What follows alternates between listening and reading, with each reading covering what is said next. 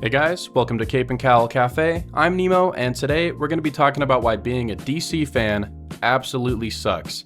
If you guys enjoy the video at any point today, I'd really appreciate if you hit that like and subscribe button. But before we get into that, I just wanted to talk about something real quick. Alright, so I have had a few of you guys asking me when I am going to expand on my YouTube channel and things like a Discord, Patreon, membership content, stuff like that.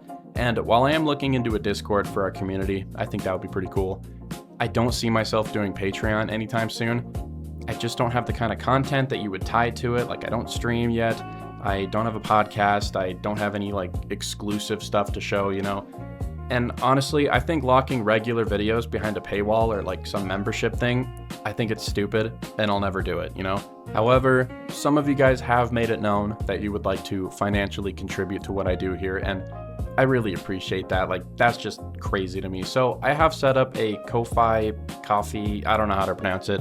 The link's in my bio. It's essentially a digital tip jar because I don't really like the idea of memberships on YouTube. Like, I hate subscription culture altogether. So that's not something that I really want to implement on my channel. And if I ever do, you know, it'll be for something crazy. Like, I'm never going to put regular videos behind a paywall. That's just stupid. So if you feel like you want to contribute, there's that way, but I do not want you guys sending me money like on a monthly basis. I think that is stupid, so I put up the little tip jar. That's all I'm gonna do. But anyway, I really appreciate your guys' support. You guys are awesome. All right, now with that out of the way, let's get into the video. Okay, so this video is about to sound very gatekeepy, and honestly, I don't think that's always such a bad thing. And when I say that it sucks to be a DC fan, what I really mean is that it's emotionally exhausting to care this much about a universe that constantly feels like it's being mishandled. It's ridiculous. Now, us DC fans, we're not casuals, okay? If you are still here now supporting DC, it means that you have survived endless cancellations, reboots, creative overhauls, online culture wars, corporate mergers, and the constant promise that this time will be better. You know, I know that the last movie, the last franchise, the last project, whatever was garbage, but this time it will all make sense. It will be okay. Now, to me, one of the worst things about being a DC fan is having to constantly be on the defensive. You are always having to defend why you love this universe, the characters in it, and you're always going to look like a freak to your friends, especially if those friends are Marvel fans or, you know, they just don't like DC. You're always going to look weird, and it's just so frustrating. I mean, it feels like we're living in a permanent state of cautious optimism, and that's no way to live. It's just miserable.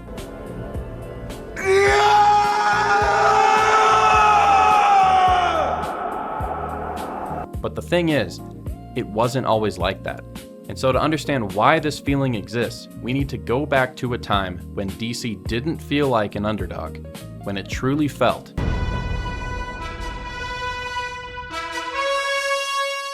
the 90s and 2000s weren't just a good time for DC. They were truly a defining era. This was the period where DC felt confident, intentional, and honestly just ahead of everyone else. And the reason why, there wasn't really a lot of competition. You know, Marvel went bankrupt in the 90s. They had to save themselves by selling out all of their movie rights to different studios and companies, and those studios didn't really know what to do with the IPs that they had. Honestly, a lot of them were afraid of the comic book genre. They didn't really know how to translate it properly in the modern era. So we got a lot of movies with people wearing black leather, with the obvious exception of the Spider-Man movies. Now, that's not to say that those projects were bad. A lot of them were critical successes, but it still felt like Marvel was kind of on the back foot trying to catch up at the time. DC was at its peak. It was thriving. But honestly, I think the live-action movies played a very small role in what made DC a powerhouse at the time. I think animation is what brought it to the top. DC animation ruled for over a decade. From 1992 to 2006, our televisions were blessed with BTAS, STAS, Justice League, JLU, Batman Beyond, Static Shock, the list goes on.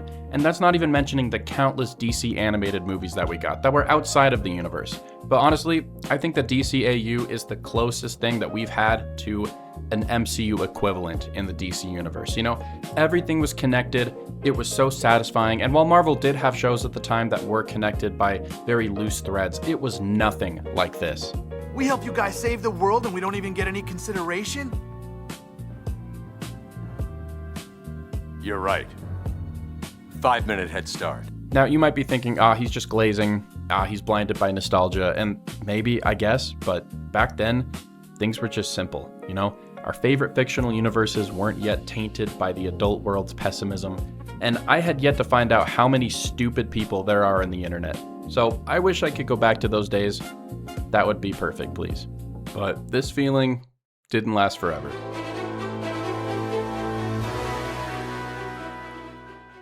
Along came Marvel, and the entire landscape shifted overnight. Iron Man in 2008 wasn't just successful, it changed the rules. It proved superhero movies could be interconnected, serialized, and culturally dominant. Marvel didn't just make movies, they made homework feel fun. They trained audiences to show up for everything because it all mattered. Missing one movie meant missing context, and you were just left out. Over time, Marvel became the default superhero identity. You didn't need to justify liking Marvel, you didn't need to explain it, it was socially accepted, even encouraged. Marvel's tone became the industry standard. Quippy dialogue, bright visuals, consistent branding, post-credit scenes, and if your project could not replicate these things, it was just considered garbage, not worth the money.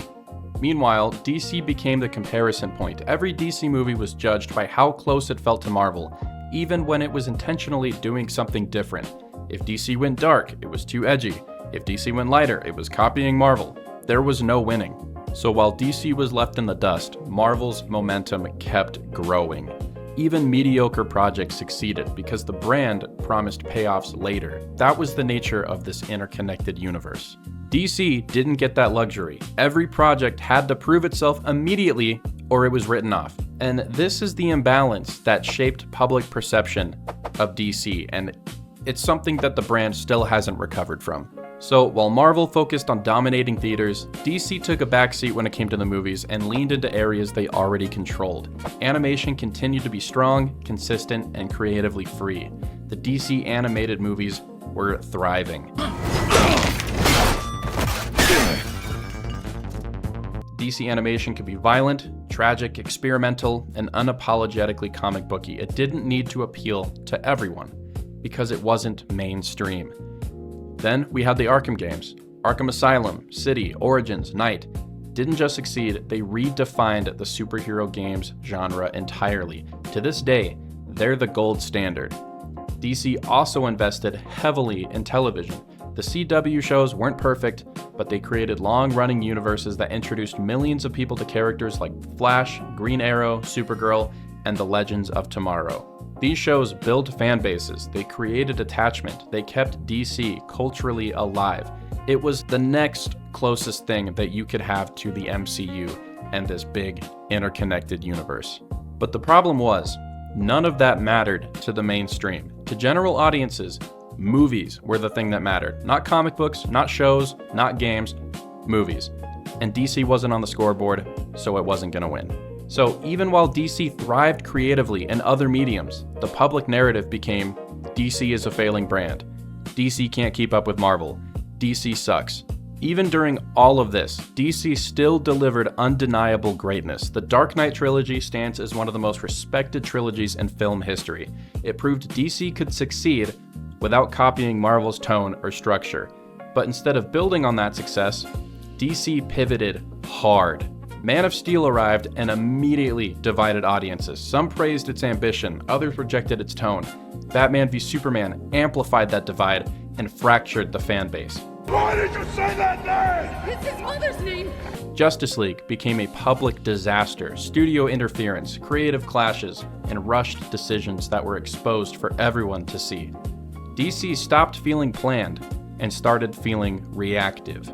Some fans loved the Snyderverse, others hated it, but no one can deny how unstable it really was. And instability is poison for long-term storytelling. Marvel reached a point where quality almost didn't matter.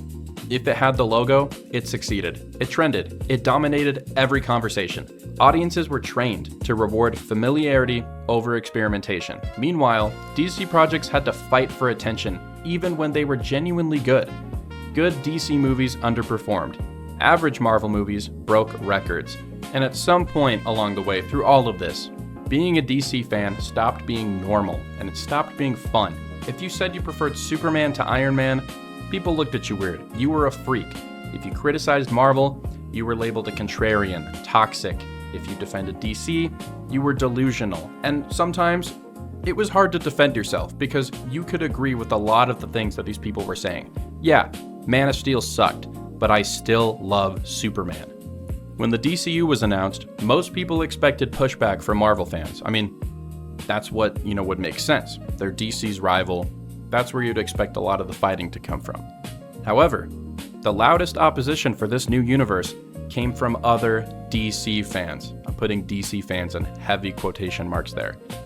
Enter the Snyder Writers, a group that hijacked comic spaces, declared themselves the real fans, and rejected anything that wasn't a continuation of their preferred vision. They didn't want DC to evolve. They wanted DC frozen in time. And I don't know why I'm using past tense for this, because they're still doing it to this day. The Snyderverse is dead. Move on, okay? Even if it were to come back somehow, by some miracle, some act of God, none of these actors are coming back, okay? Henry Cavill doesn't want to be Superman anymore. He is tired. He's done. He has been mistreated by the studio so many times. Ben Affleck, not coming back. He's getting too old. Ray Fisher quit because of the mistreatment he experienced from Joss Whedon. Gal Gadot, I think, has been canceled. It's kind of hard to keep track now. Ezra Miller is Ezra Miller. No one's coming back. It's dead. And honestly, I can't even really be convinced that these people are actually fans of DC. They're just fans of the Snyder movies. They don't even like the IP that these movies come from, You have stupid ass tweets like this one right here. Bro went from an iconic hero to playing an unknown character, and they're talking about Jason Momoa as Lobo. Lobo is not an unknown character. I mean, I guess he's unknown to you because all you do is sit your ass in theaters and watch Marvel movies. You don't engage with any other form of media when it comes to these characters. And that's just embarrassing, You basic. Or we have this intelligent fellow right here. Green Lantern is supposed to be white. So who's gonna tell him that there's thousands of Green Lanterns and they're actually a space-based police force? And I mean, what's ridiculous about this one specifically is he posted a picture of Jon Stewart from the new Lantern show, and then he posted a picture of Hal Jordan as Green Lantern. Both of those characters are in the show. It's not a race swap. They are two different people, and they're both in the same show. And also, how can you say this and claim to be a DC fan when Jon Stewart was the most popular Green Lantern for all of the 2000s? What are you talking about? Just honestly, DC fans are just conditioned to expect disappointment. Games get canceled, movies get shelved, entire franchises vanish overnight. And now we have this Netflix Warner Brothers deal. And I don't know where that deal is going to be by the time this video comes out, but I'm not happy about it. It doesn't matter who wins. Paramount, Netflix, we all lose. If Netflix manages to get their hands on this massive catalog of IPs, it will be the death of cinema. I am not exaggerating. Netflix is such a powerhouse in the industry that when they make this decision, other companies will be tempted to follow suit. And I know that Netflix has said, oh, we're not going to take movies out of theaters. Why would you think they're telling the truth about that? They may keep movies in theaters, but they're going to have a severely shortened viewing window. They're not going to be in theaters for very long. I mean, just think about it. Think about it for 1 second. Netflix, I mean, their whole business model is based around the subscription service. They want you to stream movies at home. So why would they practice something that hurts their business? It doesn't make any sense. And that's not the only bad thing that would come from Netflix winning this merger. They have stated that WB Games is worthless in their eyes. They didn't even factor it into the math when they were working out this deal. That is just ridiculous. Imagine being a developer, pouring your heart and soul into these projects just for some huge mega corporation to tell you that your work is worthless. But honestly, this statement doesn't really surprise anybody because Netflix shut down their only AAA game studio, claiming that it wasn't a financially viable venture.